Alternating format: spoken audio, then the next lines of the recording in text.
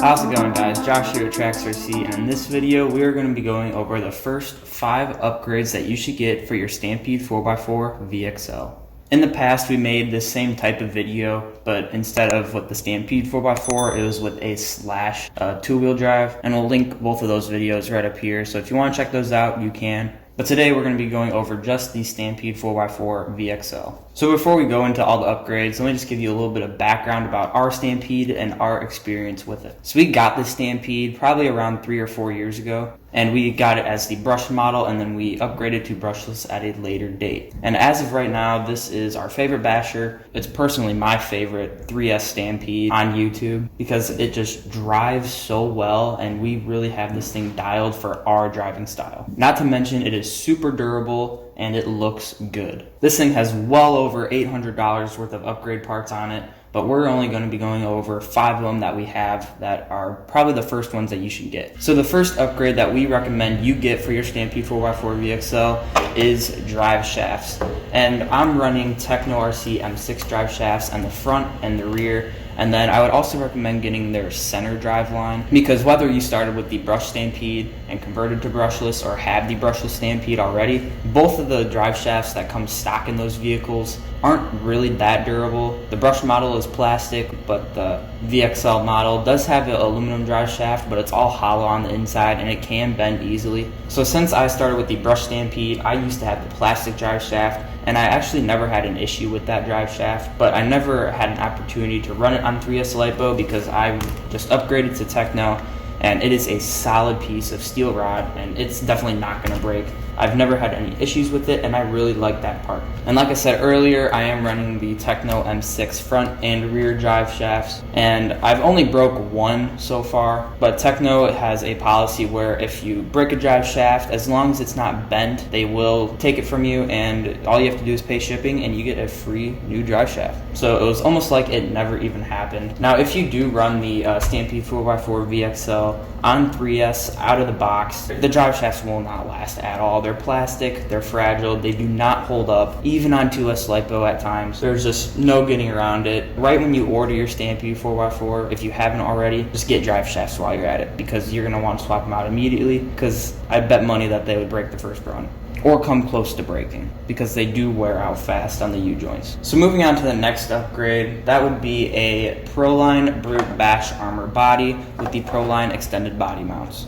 So I would recommend you get this right away because the stock body is very fragile. They haven't changed it in years either, so it's pretty dated and it's pretty ugly in my opinion. It will break along the rear body post and the front body post like almost right away. You flip over once and the back of the body comes out and it flops all over the place. I've had to duct tape a whole strip around the entire center just to get the body to stay on the back. It's not convenient, and it's just very annoying having to play with all the clips and get them to sit right, and then you flip over once and the body posts just go right through the body again. So that's why I would recommend getting this body. This is the Proline Brute Bash Armor. It's made out of a very indestructible material. It will bend before it cracks. I've been running this body for almost 2 years now, and the only wear on it is just scuffs on the front. And then the weakest point of this body is right here on the top of the tailgate. You can see that there's a lot of cracks forming right there. But I've added these Proline pieces right here on the corners,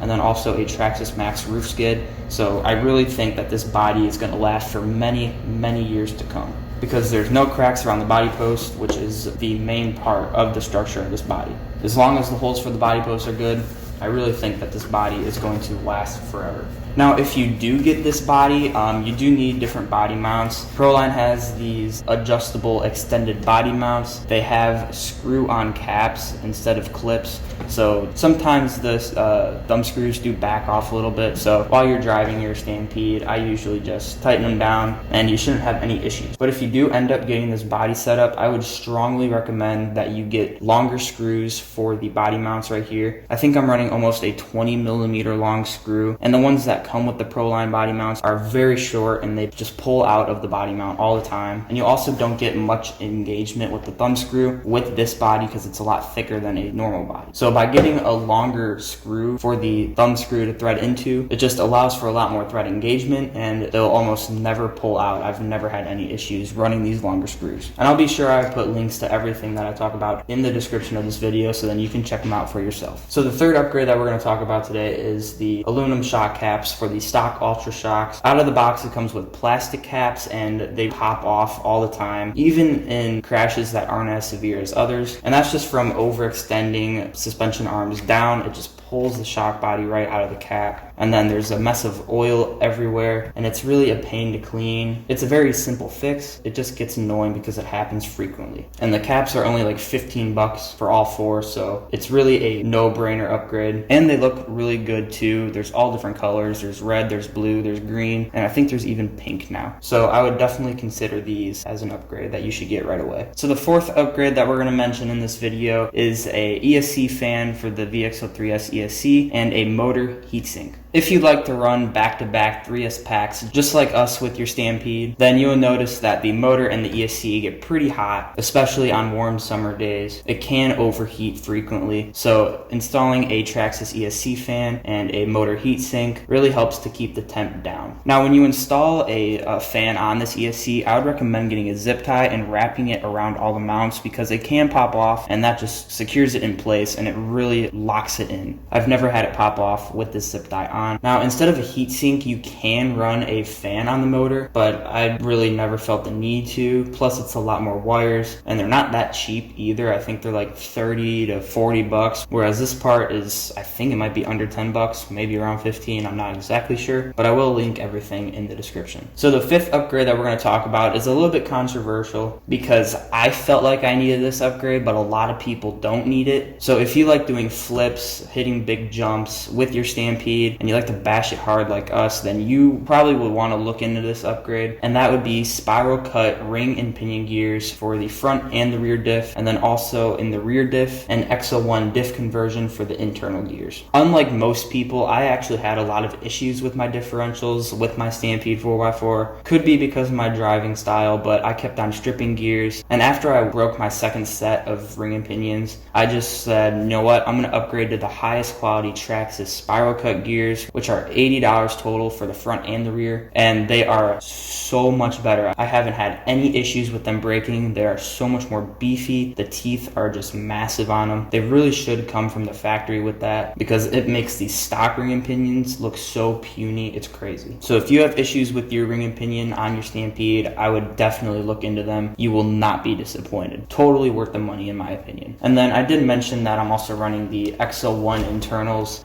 in the rear differential. The stock internals, I've never had an issue with them, but when I had all my issues with the ring and pinion, I thought it could be from the gears like wiggling on hard impacts, so I thought that the XL1 internals could hold everything together a lot better than the stock ones because it will allow for a lot less flex because there's a lot more bracing in the XL1 internal gears. I only have the XL1 internals installed on the rear because the rear does get a lot more power than the front. It goes under a lot more stress, so I've never had any issues running the stock internals in the front, but if you do, then I would definitely upgrade to XL1 internals. And I have a full video series, I'll link the playlist right up here, of me upgrading the differentials on my Stampede. So if you are struggling with your diffs, getting them to be tuned right, and struggling with the reliability of them, I would definitely watch that playlist. I got a lot of good videos on there that should help you out. So that's all 5 of the upgrades that I wanted to talk about in this video for your Stampede 4x4 VXL, but I did want to throw in one bonus upgrade that you will probably want to do at a later date after the stock servo saver wears out. So if you didn't know, a Stampede 4x4, whether you have the brushed or the brushless model, comes with a servo saver spring integrated into the steering bell crank. And out of the box, it works just fine, but once you start using your RC a lot more, the spring will start to get really soft and then you basically have no steering. So what I did is I deleted the servo saver in the bell crank and then I put a servo saver saver from a / two-wheel drive on the servo itself. So I have a whole video on this modification, and I'll link it right up here. This is probably one of my favorite upgrades that I've ever done to this thing, because I absolutely hated driving this thing before that upgrade because I couldn't steer. The servo was so weak, even though it was upgraded, but it was all because the spring was too soft. So if you got really sloppy steering on your Stampede, definitely check out that video. That really brought this RC back to life for me. So that's it for this video, guys. I hope that you enjoyed this video. If you did, give us a thumbs up, share this video with others so we can grow our channel. And with that, I'll see you guys in the next video on TRAXXAS RC.